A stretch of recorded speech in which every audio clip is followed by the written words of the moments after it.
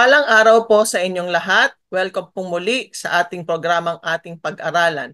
Ang ating pag-aralan po ay isang online Bible study sa Tagalog na gamit ang Amazing Facts Study Guide. Dito po ay matatalakay ang mga karaniwang tanong natin sa buhay at ang sagot po ay makikita sa mga teksto sa Bible. Napakaganda po ng ating bagong pag-aaralan lalo na't ito ay patungkol sa ating kalusugan. Ang mabuting pag-aalagang medikal ay hindi nabibili. Ito ay isang magandang pag-aalaga sa ating katawan. Ang siyensya ay matagal na tayong binawalan sa mga hindi magagandang epekto ng kolesterol, tabako, stress, labis na katabaan at alkohol. Kaya't dapat ba natin itong sundin? Tunay na nagmamalasakit ang Diyos kung paano natin inaalagaan ang ating katawan. Binigyan niya tayo ng libreng planong pangkalusugan na dapat gawin. Ang lahat ng mga ito ay makikita natin sa Biblia. Sa una pong tanong, ang mga magagandang prinsipyo ng kalusugan ay talaga bang bahagi ng tunay na relihiyon sa Biblia, Pastor? Wow, napakaganda po lang ng mga kapatid. At talaga bang bahagi po ng prinsipyo ng Biblia ang atin pong pag-aaralan po ngayon mga kapatid. Before we go answer mga kapatid directly from the Word of God, what do you think by your own perception mga kapatid?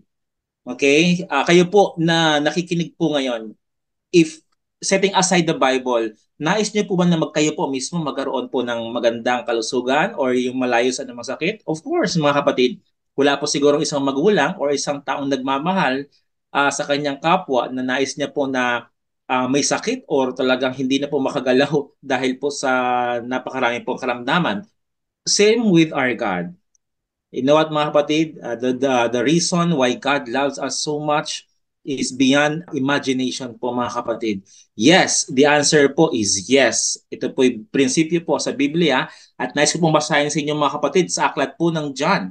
Okay po, sa pangatlong libro ni John or ito po, 3 John chapter 1 verse 2, ito po ang binabanggit mga kapatid. Minamahal, aking dinadalangin na sa lahat ng mga bagay ay gumiginhawa ka at bumuti ang iyong katawan na gaya ng pagginhawa ng iyong kaluluwa. So mga kapatid, mismo ang isa sa mga apostol ng Jesus. Oh, by the way, this is also from the writings of the Apostle John na this is also from the Word of God mga kapatid. Sinasabi po sa atin na ayaw po ng Panginoong Diyos sa tayo po may sakit. Mas gusto ng Panginoong Diyos mga kapatid na ikaw at ako ay malusog. Kasi kung tayo po'y masakitin, hindi po nais po ng Panginoon yon. Kasi paano ka pa makapaglilingkod sa Panginoon kung tatlong hakbang pa lang, hindi ka na hindi ka na makahinga ng maayos. How much more pagpunta pa lang sa church or how much more sa pangangaral mga kapatid. Mga kapatid, yes, God in His infinite wisdom wanted each one of us to obtain a full potential of health, mga kapatid. Nais po ng Panginoon po yon na ikaw at ako ay magkaroon po ng isang vigorous or isang malusog na pangangatawan. The Bible rates health right near the top of the list in importance. A person's minds, spiritual nature, and body are all interrelated and interdependent, mga kapatid. Ito po ay magkakaugnay. Ang ating pong katawan, ang ating pong kaluluwa, yung ating pong spirit ay magkakaugnay po mga kapatid. Kasi nga ba naman, pag ang isang tao ay malubhan na ang karamdaman, kahit ano pang gusto niya na maglingkod sa Panginoon, hindi na po siya makakapaglingkod. Kahit yung kanyang espiritu ay gusto niya maglingkod sa Panginoong Diyos, pero siya po ay tinamaan na po ng malubhang sakit. Hindi na po siya interrelated, hindi na po siya nagko-connect mga kapatid. So, importante po both physical, tayo po'y healthy, and of course, spiritual po, tayo po'y healthy. Yan po ang inanais ng Panginoon sa bawat isa po sa atin.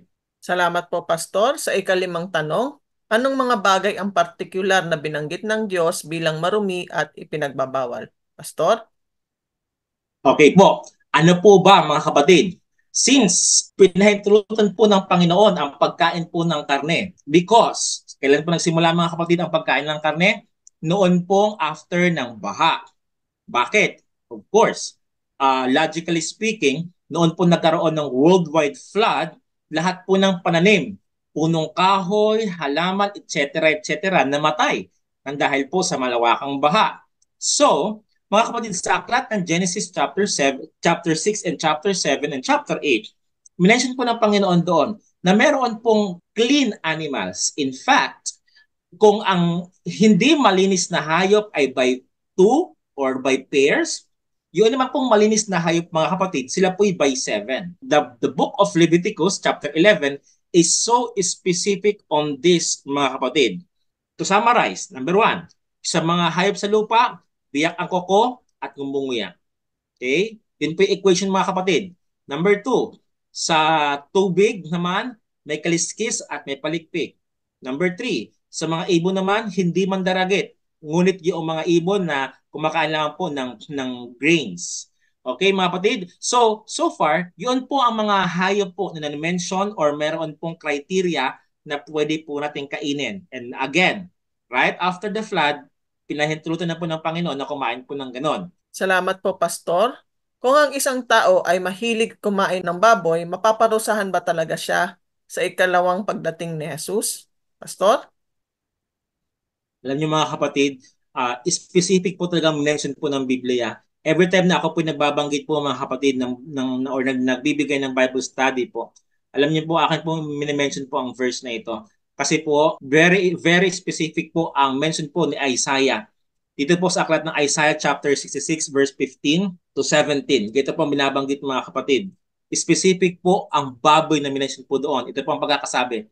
Sapagkat narito ang Panginoon ay darating na may apoy at ang kanyang ang karo ay magiging parang ipo-ipo upang igawad ang kanyang galit na may kapusukan at ang kanyang saway na may ningas ng apoy. Sapagkat sa pamamagitan ng apoy, makikipagpunyagi ang Panginoon at sa pamamagitan ng kanyang tabak at lahat ng mga tao at ang mga mapapatay ng Panginoon ay magiging marami. Last verse.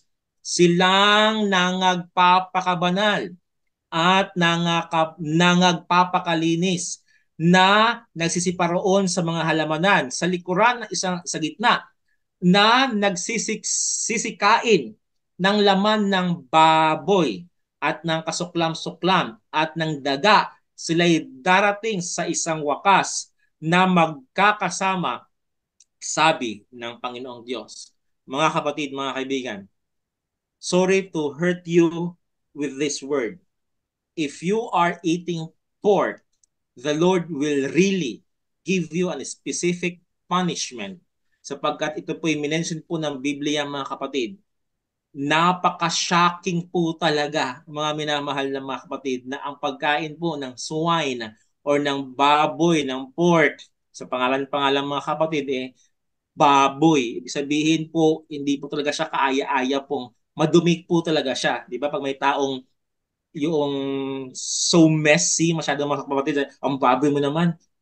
Bakit po natin siya hinahan tulad po sa baboy? Kasi nga po ang baboy po ay madumi po talaga mga kapatid. And that is what we call in the Bible abomination.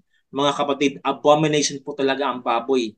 Ito po ay kasuklam-suklam or karumal-dumal po sa harapan ng ating pong Panginoong Diyos. Hanggang sa susunod na bahagi po ng ating pag-aaral, ito pong muli si Lorraine, reminding you that God loves you.